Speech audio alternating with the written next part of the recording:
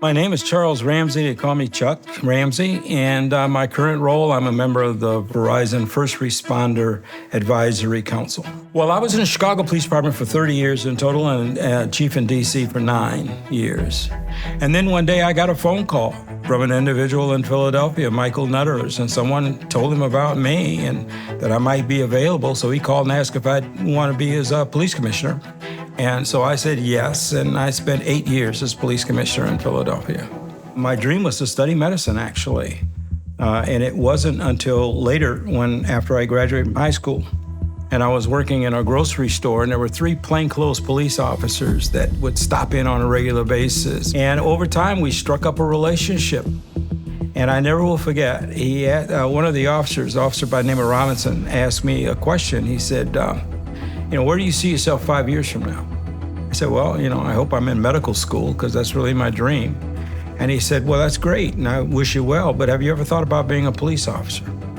And I said, well, no, I haven't. And he went on to tell me about a police cadet program that Chicago Police Department had at the time. And I signed up and was fortunate enough to be selected, became a cadet. And it was almost like immediately I realized this is something that was the right fit for me. It was something I was meant to do. And, more than 50 years later, here I am. So that's my early years in terms of how I became a police officer.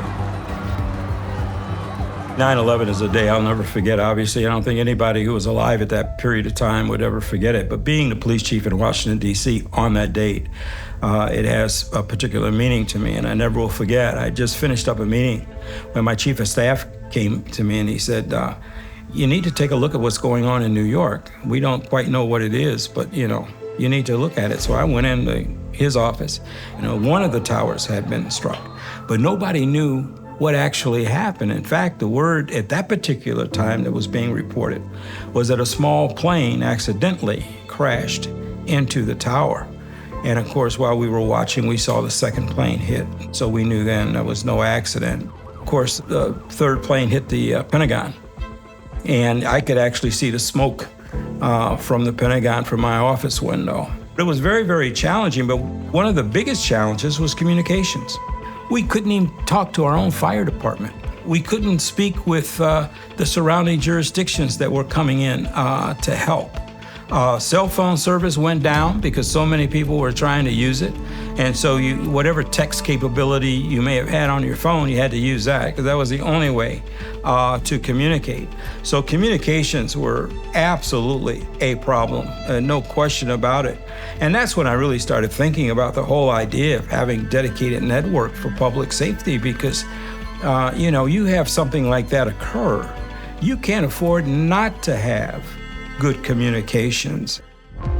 A case like the DC sniper, where you had a homicide that was committed, or several homicides in Montgomery County, Maryland, the District of Columbia, then it went down into Virginia. And again, all of our detectives were part of a task force working to try to solve these homicides. And they needed that kind of seamless communication in order to be able to communicate with one another. And there were periods of time when cell service would literally go down, especially right after one of the shootings, because people would call on one another, to see if they're okay and so forth. So having priority to be able to make sure our phones continue to work. So having something like the crisis response team, would have made a huge difference, I think. I got a call from Bill Bratton, a good friend of mine, and he asked if I would be interested in being part of the advisory council.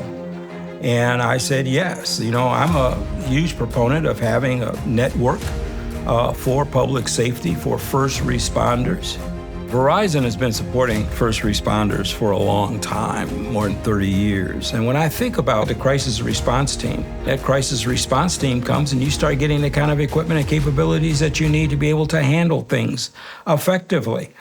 I mean, that is priceless when you're in the middle of a crisis.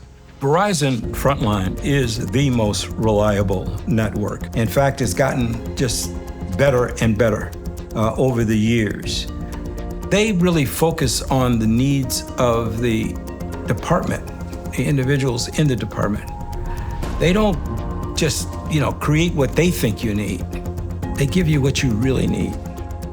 And that's a difference. You know, to think as a police chief or a fire chief that I want to be part of this network. I mean, you don't think twice about whether or not it's going to be reliable in a crisis. Because when it comes down to it, that's when you know you need it to work.